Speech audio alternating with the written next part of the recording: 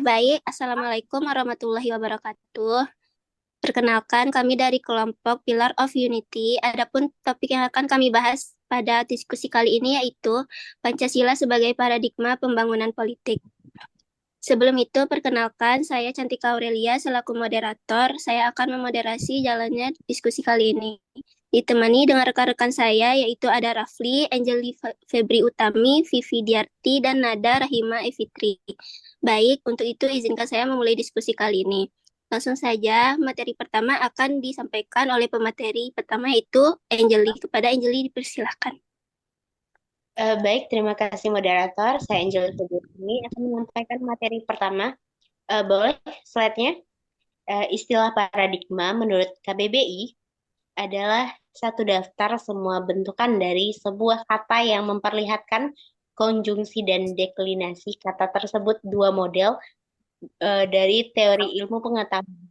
Ketiga, konjungsi dan rangka berpikir. Sedangkan menurut Thomas S. Kuhn dalam bukunya yang berjudul The Shock of Scientific Revelation, paradigma merupakan suatu asumsi-asumsi dasar dan asumsi-asumsi teoritis yang umum, merupakan suatu sumber nilai sehingga merupakan suatu sumber hukum-hukum, metode, serta penerapan dalam ilmu pengetahuan sehingga sangat menentukan sifat, ciri, serta karakter ilmu pengetahuan itu sendiri.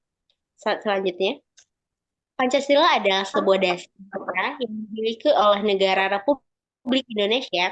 Pancasila juga dikenal sebagai dasar falsafah negara dan juga ideologi negara. Dalam penggunaannya, Pancasila merupakan sebuah dasar dalam pemerintahan negara Republik Indonesia. Pancasila juga digunakan sebagai dasar dalam mengatur seluruh penyelenggaraan negara Republik Indonesia.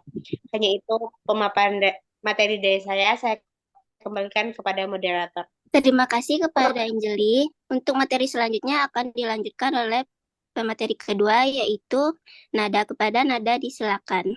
Baik, terima kasih atas moderator untuk mengizinkan saya. Ada perkembangan baru yang menarik berhubungan dengan dasar negara kita. Dan prinsipnya, Pancasila menjadi dasar yang integratif bagi kelompok-kelompok politik yang cukup heterogen dalam sejarah Indonesia modern. Menurut Ignaz Gledin, untuk mengatasi permasalahan di bidang politik, tidak ada jawaban lain kecuali bahwa kita harus mengembangkan sistem politik yang benar-benar demokratis. Menurut Mokhtar Bukhari dalam Ruqyati, demokratisasi merupakan upaya penting dalam mewujudkan civil society. Tanpa proses demokratisasi tidak akan tercipta civil society. Suatu masyarakat menjadi demokratif bukan karena memiliki institusi-institusi tertentu seperti lembaga perwakilan dan adanya pemilihan umum. Masyarakat menjadi demokratif kalau mewujudkan nilai-nilai anti-demokratis atau for democratic values. Sekian dari saya, kembalikan kepada moderator. Baik, terima kasih kepada Nada. Baik, materi selanjutnya akan dibacakan oleh Vivi. Kepada Vivi, disilakan. Terima kasih kepada moderator yang telah mengizinkan saya untuk melanjutkan materi. Di sini saya akan melanjutkan Pancasila sebagai dasar negara dan ideologi bangsa Indonesia memiliki peran sentral dalam membentuk arah dan tujuan pembangunan politik di negara ini. Sebagai paradigma pembangunan politik, Pancasila menawarkan kerangka berpikir yang komprehensif dan sesuai dengan nilai-nilai luhur bangsa Indonesia. Menurut Kohlan 2013, dalam konteks pembangunan politik, Marlil 1981 berpendapat bahwa politik identitas yang memecah belah harus dihindari dan sebaliknya politik yang mempersatukan harus diprioritaskan. Mobrayto tahun 1997 menekankan bahwa kebijakan-kebijakan politik harus diarahkan untuk mengurangi kesenjangan dan menciptakan keadilan sosial. Berbicara tentang Pancasila sebagai paradigma dalam kehidupan politik, tentunya yang dimaksudkan adalah bagaimana peran dan fungsi Pancasila sebagai landasan dan sekaligus tujuan dalam kehidupan politik bangsa kita.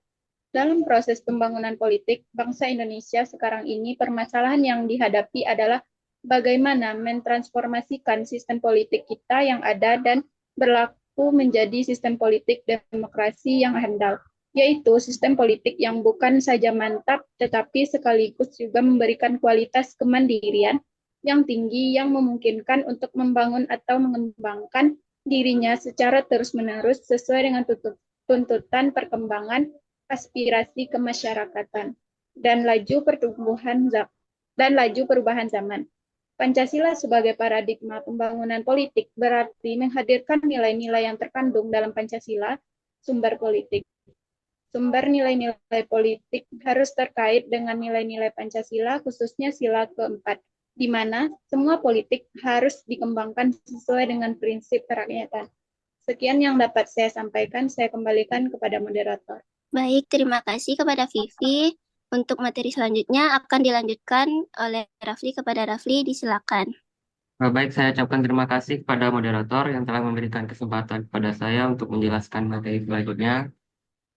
Nah, hal ini karena warga negara adalah aktor politik, sehingga rakyat harus mampu mengukur kekuatannya sebagai warga negara Indonesia yang menganut sistem politik demokrasi, di mana dari rakyat, oleh rakyat, dan untuk rakyat.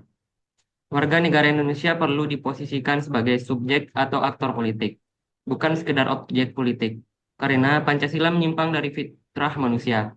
Maka pembangunan politik harus mampu meningkatkan harkat dan martabat manusia. Sistem politik Indonesia yang berpijak pada subjek manusia harus mampu menempatkan kekuasaan tertinggi di tangan rakyat. Dengan menggunakan Pancasila sebagai paradigma, pembangunan politik Indonesia diharapkan dapat menciptakan sistem politik yang tidak hanya demokratis, tetapi juga berkeadilan, beradab, dan sesuai dengan jati diri bangsa. Pancasila memberikan keseimbangan antara hak individu dan kepentingan bersama, antara kebebasan dan tanggung jawab, serta antara kemajuan dan pelestarian nilai-nilai luhur. Namun, tantangan utama dalam mengimplementasikan Pancasila sebagai paradigma pembangunan politik adalah menjembatani antara idealisme Pancasila dengan realitas politik yang seringkali pragmatis dan berorientasi pada kepentingan jangka pendek. Untuk itu diperlukan komitmen yang kuat dari seluruh elemen bangsa, terutama para pemimpin politik, untuk sungguh-sungguh menjadikan Pancasila sebagai panduan dalam setiap langkah pembangunan politik. Sekian dari saya kembalikan kepada moderator. Baik, terima kasih kepada Rafli. Selesainya materi yang disampaikan. Sekian diskusi kali ini. Harapannya dari diskusi ini dapat memberikan benefit ilmu yang baik ke depannya. Dan tentunya agar teman-teman dapat mempelajarinya. Terima kasih. Wassalamualaikum warahmatullahi wabarakatuh.